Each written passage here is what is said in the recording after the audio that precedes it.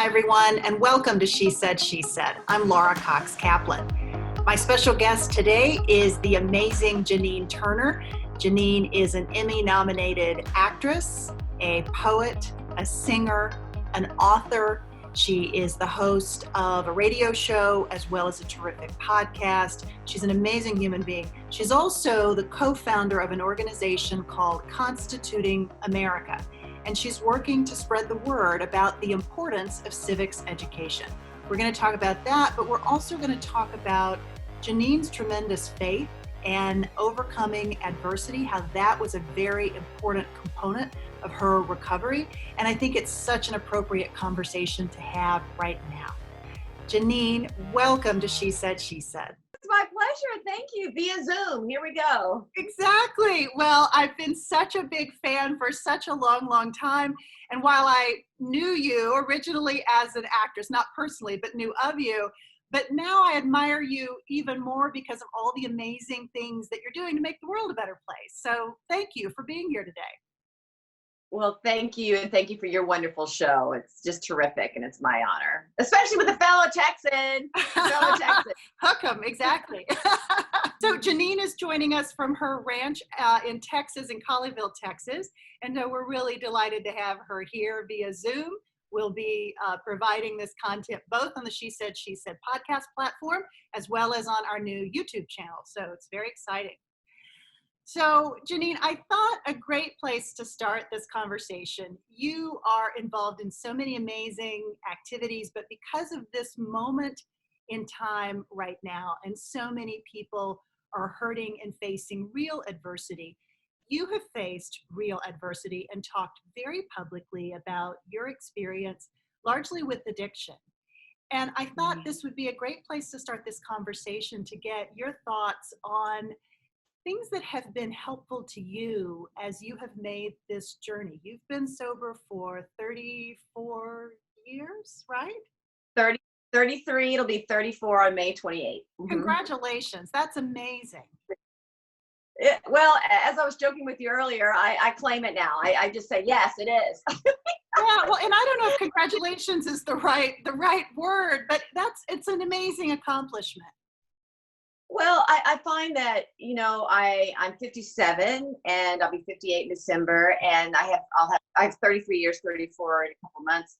And it's interesting because going through midlife is almost as equally sobriety has a whole new chapter to it, just as it did when I first got sober. So it's not like I ever think, and I never did drugs, but alcoholism is one of these cyclical, familial, genetic issues in my family. I mean, I can go all the way back to my great-great-great-grandpa, who was writing letters to his sons.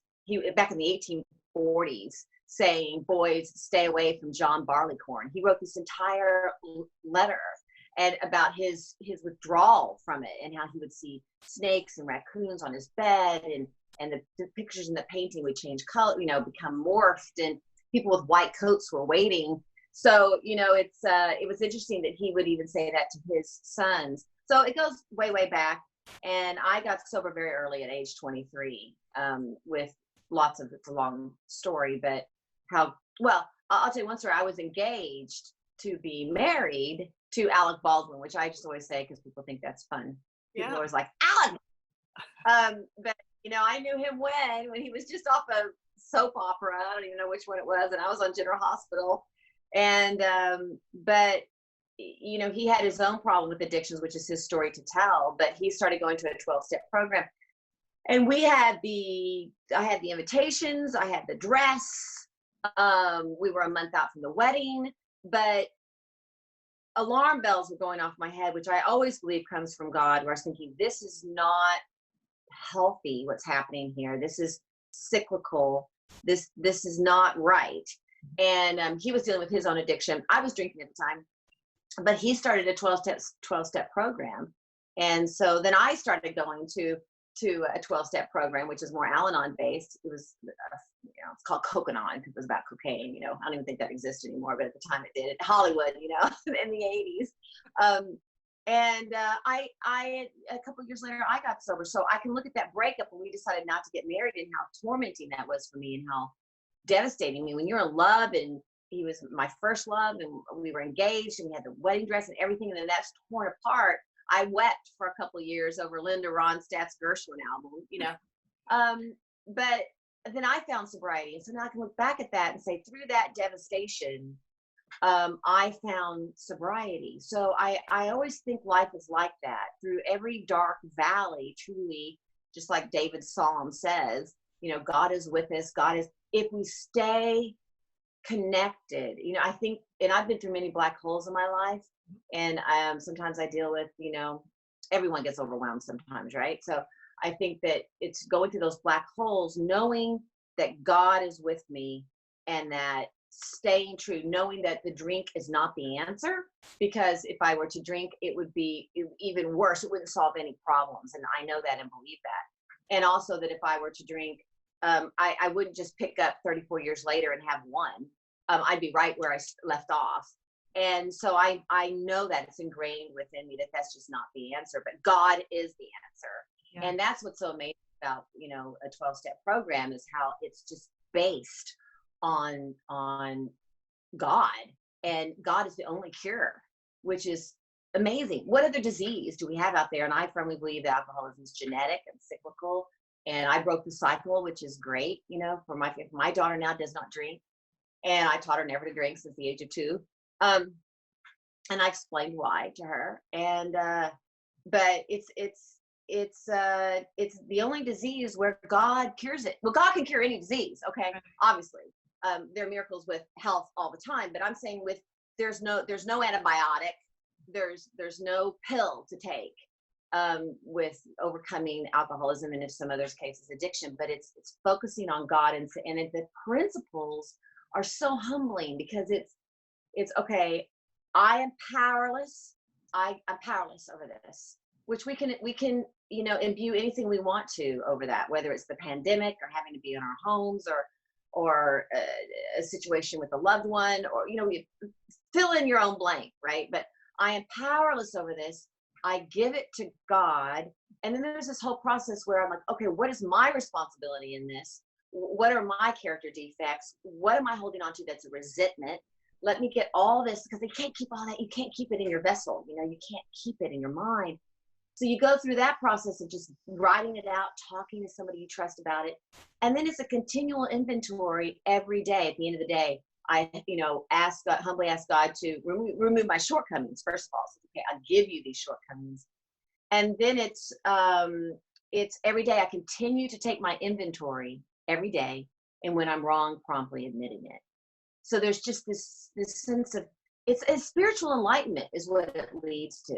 And then it's sharing the message, continuing to share the message with someone else. That's all really kind of, I think, based on Christian principles, but they don't say that in AA because people come from different walks of life and different religions. But, there's, through the darkness, there's always light at the end of the tunnel, as long as I remain, sometimes God has to carry us, but if I remain focused on God and stay sober, and get through it. It's amazing. It's truly amazing. Talk a little bit about how you apply those principles and that mindset to the world that we find ourselves in at this moment in time. People are freaked out, rightly so. This is a very scary time.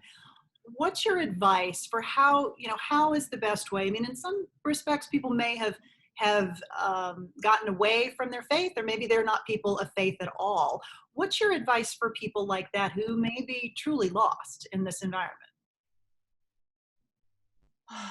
Well, I think the first thing is that this too shall pass.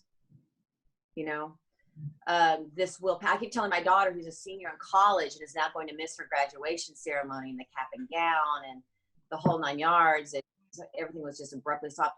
And then it's so fearful with what's happening, these numbers. It's a press conference from yesterday. It's so incredibly sobering. And but this too shall pass, I think, is just to know that it's not forever. I think we can gather a lot of courage from what all of our forefathers and mothers and heritage have gone through. And you know, we come from a stock of, you know, some of us were born here if we're Native American, and that's an incredible heritage. And the rest of us came over on boats and ships and are on the covered wagons across the trail. We're a tough, true grit type of people. And I also think that, you know, remaining hopeful in the process. For me, it would be not picking up a drink. You know, I think if people are drinking and drugging right now, that may get really, really, really tricky. But also for me, that's what it would be. And then staying rooted in faith. I mean, I do my God on the goes minutes every day. Yeah. And I make sure the first thing I do in the morning is I do not look at the news. I actually either open the Bible or open my app and I read the Bible first, you know, and then if I want to look at the news, I look at the news, and then I go out and take a walk. Or, you know, and then if I look at the news again, I go back to faith. I always try to keep it in prayer and faith. And also something that I do that really helps me, because, you know, there are people out there that I deal with situational depression sometimes where I just get overwhelmed and I can't go drink. And I have all these feelings and I don't know what to do with them. You know, the first thing is call somebody, you know, pray, call somebody. But the other thing is I just start saying the Lord's Prayer over and over in my head. And that really, really helps me. And I do these God on the goes. And there was one that I did a couple of days ago. You want me to share the scripture with you and the imagery that I did with that? I do. But before you do that, I want you to talk about what God on the go is, because we haven't had a chance to actually talk about that. So what is God on the go? Well, okay. I want to, you know, Christianity is a really interesting thing. People always say, you know, when were you born again? I was just raised by well, it's really funny because my father was Episcopalian and my mother Baptist. So they had completely different backgrounds in faith, and they argued so much about where to go to church that somehow, though, I was raised with a Christian upbringing, you know. But my great grandmother on my mother's side was the pillar of the Baptist church. And so it was just ingrained within me. And then when I was 15, I was baptized again at Saginaw Baptist, a little town outside of Fort Worth. And but to me, faith is like a stair step. There's always, you know, an enlightenment, various stages of enlightenment. And so my faith has been pivotal to me. I would say when I realized I was going to be raising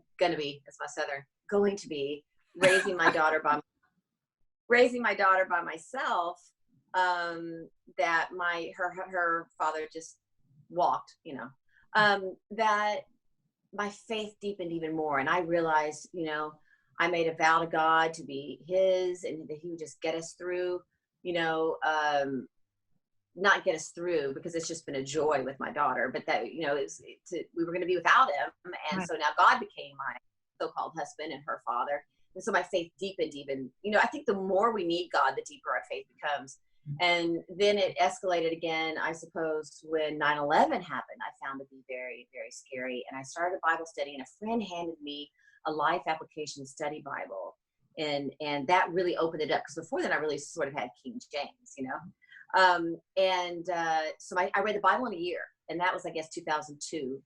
And after that, the Bible was just pivotal in raising my daughter. We, you know, read the Bible every day. We read daily devotions every day. And some of the people I know in sobriety is like, man, I have to read like 6 devotionals just to get my morning going, you know, and then I gotta like do it again. But my faith, and especially reading the Bible, has just been imperative. My daughter and I have always read the Bible together and opened it up. So I used to send it out. I used to type it out every morning when I read it. And then I thought, well, wait a minute, why don't I just record it? Because I had a radio show myself for 2.5 years. Right. And now with these apps, it's just so easy. So it's called the God on the Go Minute. And now I'm reading the Bible in a year again. So I think the first year, 2 years, I was just kind of going wherever, maybe going through a certain book, you know. But now I'm reading the Bible in a year. But so I've kind of started up with the God that goes mid-cycle here. But I'll read the Bible in the morning, and then whatever of my daily readings, because it's in a year, so it's Old Testament, New Testament, Proverbs, you know, Psalms.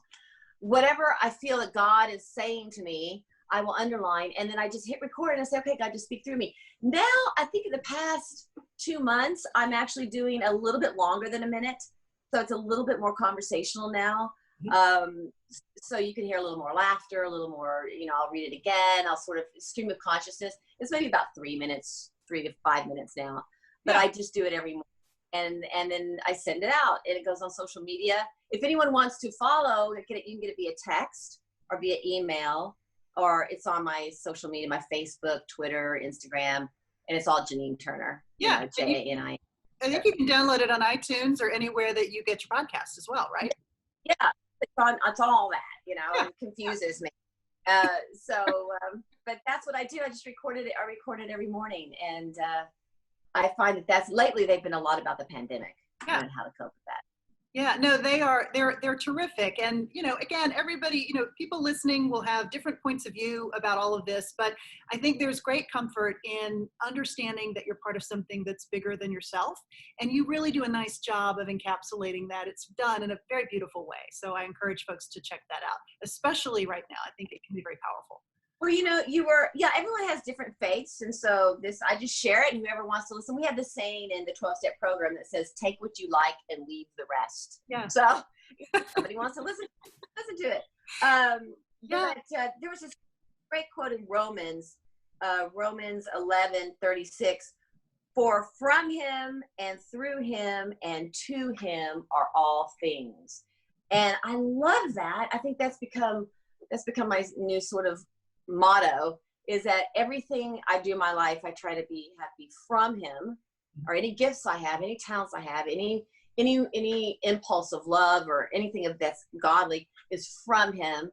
I need to do all that. I need to enact and execute all that through him, and then give the glory back to him because it's for him. So it's like this cyclical circle, from him, through him, for him. So lately that's been something I just love, because it also is a sense of humility. You never say, oh my God, didn't I write a great thing, or didn't I do this? I always try to give it back to God, because, but that does not mean, I'm not Pollyanna either. It doesn't mean I think I'm to this level of faith and sobriety because of the darkness that I've walked through, because of what I've gone through in my life, and all these valleys that I go through, and I have to climb out of them. And so I think that that's what makes it more dire for me to stay rooted in something like this. And I think for people that are alone at home, there was this other one that I did the other day. It's Psalms, and I will stop this, but Psalms 94:22. Like my roots, we all have roots now because we can't go to our hair.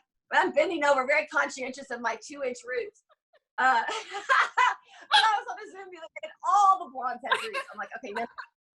This is nothing compared to what it's going to look like 30 days from now. Oh, God. 2 months? I don't know what I'm going to do. Psalm 4:22, but the Lord has become my stronghold and my God, the rock of my refuge. And so in the God on the Go that I did a couple of days ago, I talked about that, the stronghold. Think of it as, in Texas, because you're a Texan, when there's a tornado coming, we're supposed to go into the bathtub and hold on to the plumbing, because the plumbing is down into the ground. So I thought of the stronghold of God being the stronghold as like a pole that's in the earth that goes all the way up to heaven, and it's rooted and it's God's. And so we hold on to that. So I think whenever we feel anxiety, a lot of times people feel anxiety and they feel free floating, some people may really be cooped up in really dangerous situations, with addicts and alcoholics. And those can be very dangerous situations for people.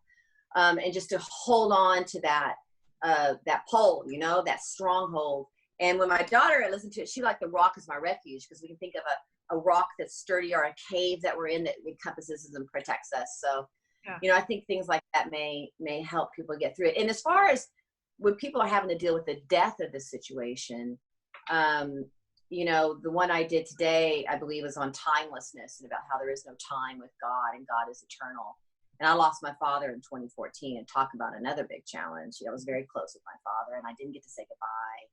And all these people now that are having to say goodbye to their loved ones, or they can't, or they're doing it by walkie-talkie. It's just so incredibly devastating. So for the people who lost someone, what do you say about that? Except that I lost my father, and it took me about a year, to kind of grapple with it. But I think that it's, in regard to that, it's just the eternal aspect of life, that there is an eternity.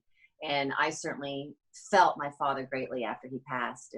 And so I think that there's, as Christians especially, we can rest in that there's life after death, there's eternal quality. A lot of religions believe that. I think that in some level. So I think that the eternal timelessness is what we can hold on to in times like that. Absolutely. So you use your talents, many, many talents in all of these incredible ways. And the other way I really want to talk about today is with an organization called Constituting America that you co-founded along with my friend Kathy Gillespie, who was our guest on episode 40, I believe, of She Said podcast back a couple of years ago when we first started. But talk a little bit about Constituting America. What is it? What are you trying to accomplish? And where this idea, ultimately came from? How did you have this amazing idea? Well, I think it started, and this is the power of education and what teachers can do. So I also believe, supposedly I'm related to George Washington through his grandfather, which is super cool. Wow. His grandfather, we share the same, ancestors through his grandfather, which is like, oh wow, that's super cool. But I've always, when I was in third grade, my father was a West Pointer. He was from Athens, Texas, but attended West Point Military Academy, graduated back in 57, class of 57, you could do Air Force Army. So he's one of the first to fly twice the speed of sound in the 1960s. And, but I remember looking at my father saying, Dad, if our founding fathers were to come back today, what would they be most disappointed about? What third grader asked that question, right? And my father thought about it. And, this is one of these things that's just so, you know what he said? It's just crazy too that I remember this moment. What did he say? He said, taxes. My dad was a man of few words, right? It's like a fish that opens his mouth gets caught. He looked at me and said, taxes. So anyway, then my fifth grade teacher, Mr. Ingram, I was in a small school in Fort Worth. In the pasture were cows roaming around. I loved this school. My fifth grade was my first year in the school, and it was his first year as a teacher. And so he spent the entire year prepping us and rehearsing with us the play, the musical 1776. Wow. And if you haven't seen it, I don't know if you've seen it. Yeah. Make sure you watch it with your family on July 4th. It's a wonderful musical from the 70s. They did it around the bicentennial era. And John Adams, and it brings all the founding fathers to life in a musical. And I played Thomas Jefferson's wife, and so Martha, and I sang a little song. And so that really is a wonderful way to connect the arts with history, and it had a lasting impact. And then I guess around 2009, I just had this. I believe all these things come from God. It's a little tap on the shoulder. And I love our country, and I believe in our founding fathers' genius and our founding documents and the lack of knowledge. And I just picked up the phone and called Kathy Gillespie. So we need to start a foundation, about the Constitution. And I remember I was in the grocery store with my daughter getting, I had a can of beans in my hand or something.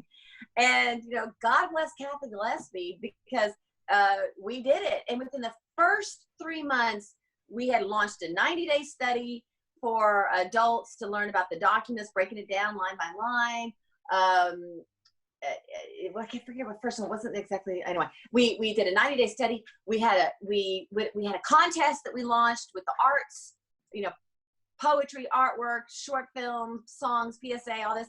We went on a 5,000 to 6,500 mile road trip I'm like, let's go on a road trip.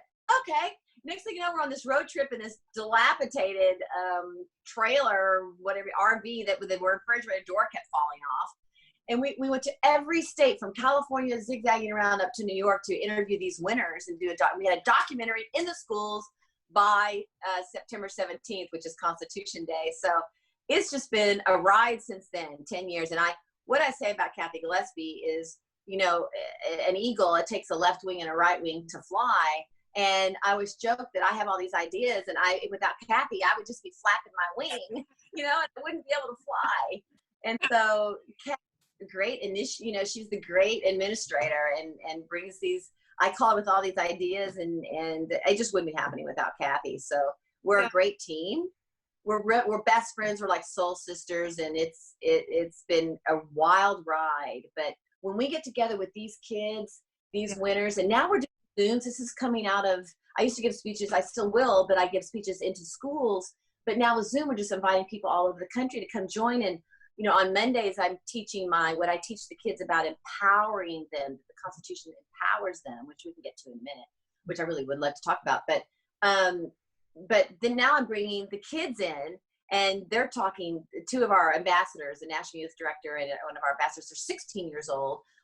And we had a wonderful Zoom on Saturday where our winners came back from 8 years ago, 10 years ago. See, they're still on our youth board. They're still with us.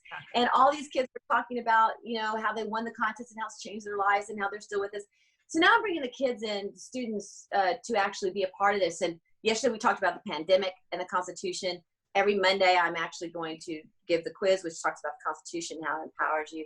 And then Saturday nights now we're going to be doing something fun. We're going to mirror our 90-day study that's happening right now. So we're going to talk about the Morse code and how important that was in America. And then now we're bringing the kids in so they can ask questions too. And anyone who worries about the millennials or the Z generation, they can join us and just see these two students that come in. They'll be greatly encouraged. Yeah. So the ultimate goal, though, is to educate the population about the Constitution and the founding fathers and the founding principles, ultimately, right?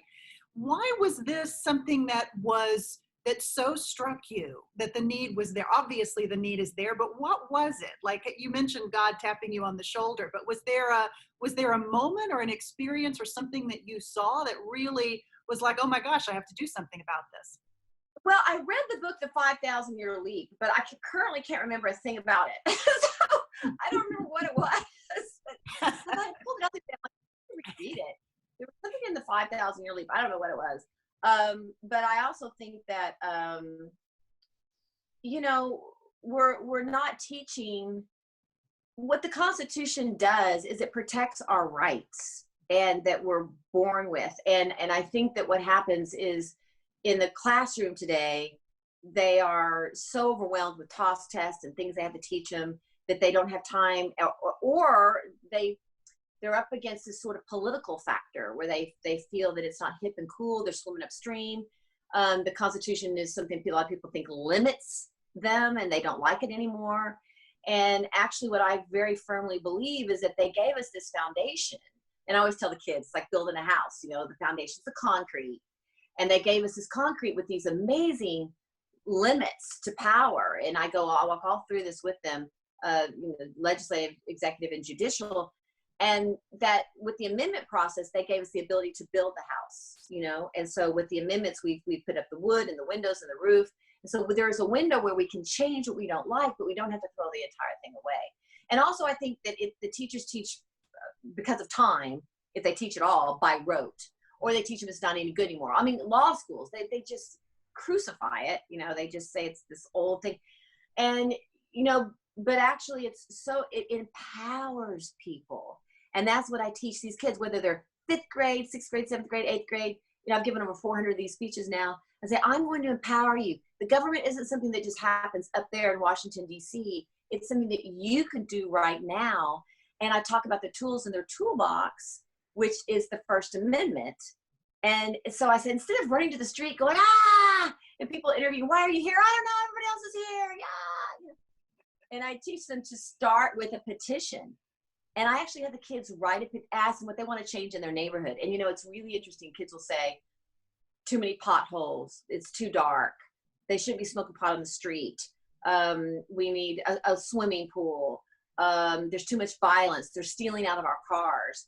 And it's a lot of these kids that are in these type of areas who feel so hopeless, and a lot of, but even people today that are in other kinds of neighborhoods think that they're just one person and the government's so big. So what I do is empower them you write that petition. So I'll say, what do you want to change? And so they'll say,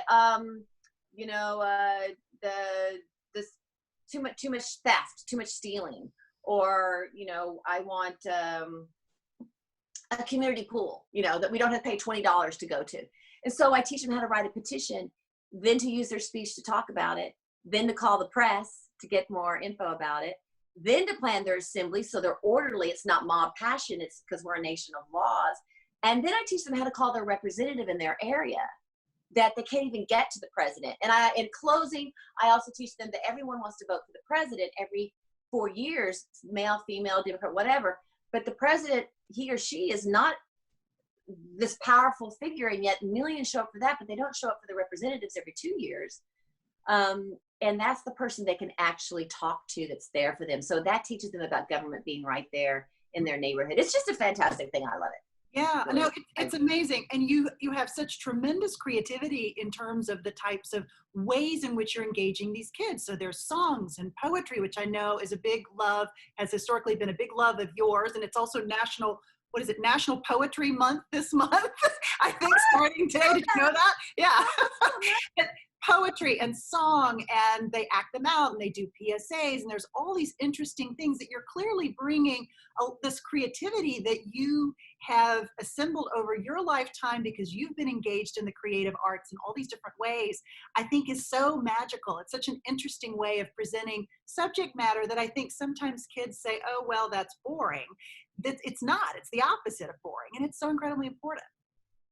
And we've opened it to STEM too. So they create apps for us or polls, or they do things of that nature. But one of the things that we do that no one else does is when we take them on these trips, which, because we know Kathy Gillespie, they're having private tours of the White House. And I did get them into the State Department this year, private tour of the State Department. But Kathy got them into the Supreme Court, and she got Chief Justice John Roberts to come in and speak to them for 50 minutes. Okay. So they have this amazing trip. But we bring in mentors in their actual field, whether they love the singing or directing or whatever it might be. We bring in Gary Sinise or Vince Gill or, major producers of all the Chronicles of Narnia. And we bring them in to mentor them. And they all talked about this last Saturday, is how it's really helped propel their careers as well, because we want them to be thinking about the Constitution as they get older and go into their careers, to pivot it, to take that with them, because it's really through the culture where you're going to affect people, and so that's one of the things. But we hire companies to promote their works. So we hire a music entity out of Nashville, and their songs, whether they're rap, pop, country, have been on the radio millions and millions of times. And then their PSAs, we hire a company to get them on the TV, the televisions, and they've been on millions and millions of times over hundreds and hundreds of television stations. So you're seeing the kids, not Madison Avenue, we didn't hire, the kids are doing it, and their works are being promoted. So it encourages them on a professional level, but then also on a level of the Constitution. We put the two together. It's amazing. It's really amazing. You mentioned this notion of taking these concepts with them. They learn them, they take them with them, across their life. When you think about this notion of impact, and because this is She Said podcast, and we're talking about women with women, about issues that affect us as women, political engagement, civic engagement is a big, big issue. Right now in the U.S. Congress, we have, I believe, 23, almost 24% is made up of women, but that's a far cry from the 50% of the population that we make up. How much of this do you see as potentially having an impact on things like that, on engagement by, women and men, but particularly women? Well, we have some amazing female young women that have won this contest that I feel certain one of them will rule the world someday, if not the United States. We have some amazing young women, and I think that it's a continuation. I've written a book about strong, courageous women throughout history called Holding Her Head High. It was published by Thomas Nelson, and it's available on Amazon and whatnot. I've written a Broadway play over one of them. Yeah. And I think women it's just been this trajectory, it's been it's just slow and steady. We keep growing and infiltrating ourselves into the community as leaders. It's been a slow process. I mean, oh my gosh, Hollywood, what it was like when I started in 1980 in Hollywood, you want to talk, and it's still hard. I mean, if two young men walk in and say, hey, I've written a screenplay and I want to direct it, they'll go, yeah. If I walk in, even, a couple of years ago, I've been trying to get this movie produced. It was all women. We were sitting around the table. I'm like, well, who's the man? And they felt very secure there wasn't a man involved, So I still think it's very different for women. But I think it's changing. We're starting to see we need more women to represent us, most definitely, in Congress, in the judicial branches, and as president someday. And I think it's slowly happening. I think it's a little difficult for women though with children. I think that's the trick. but women are still feel the pull to, we have our careers and whatnot, but we really want to raise our children, and to be a congresswoman or a senator takes infinite amounts of time. So I think that's why we see women who are a little further along in their journey of life when they finally have the kids or go out and do that type of thing. Yeah, yeah. So if you had to articulate what you hope the biggest impact will be from constituting America, what would that be? How would you articulate that? The impact you hope to have had? I hope, well, when I'm finished a lot of the time, because it's a 45-minute, hour and a half, and it's really Socratic. I let them talk. I ask them questions. We have communication. My hope is that they realize that the Constitution, because of the checks and balances, that they need to know those, so that they know, with these representatives that swear to protect it, because it protects us, that they don't know what's in it, they won't know if they're being told the truth. It's very important that they know. But it's those checks and balances that preserve those rights that are the tools in their toolbox. And I think the one thing I want them to feel is they matter, and they have power in this country, and they have a choice. I joke about the lazy boy chair, that the squeaky wheel gets the grease, and we kind of walk through that. And I said, I have a lazy boy chair right there, and I get in it, and I don't want to get out of it. And so are we going to stay in the lazy boy chair and say, yeah, I won't make a difference, or I can't, who am I? I want them to feel they matter, they're empowered, in the Constitution, and even the Declaration declares that, through our Creator, we are born with these rights, including life, liberty, and the pursuit of happiness.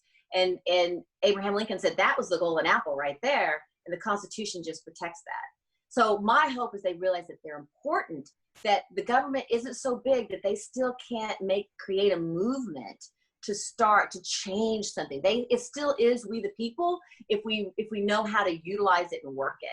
And I think most kids aren't learning that. They're learning, checks and balances and the three branches of government, check, check, check, check, moving on to the next subject. They don't realize that what's going on up there is they're not supposed to just be conspiring. They're supposed to be doing what people in their own neighborhoods want, or what they want. That they hire them with their vote, they fire them with their vote, and they pay for them with their salary. So I hope they feel empowered and realize that they matter, and they learn that the Constitution empowers them. It doesn't limit them, because everyone thinks this new mantra that the Constitution limits them. It limits government, but it empowers them. And what happens is, many times after I finish, kids will say, one time we didn't have enough sunglasses as prizes, and one kid said, I'm going to do what Ms. Turner said and write a petition,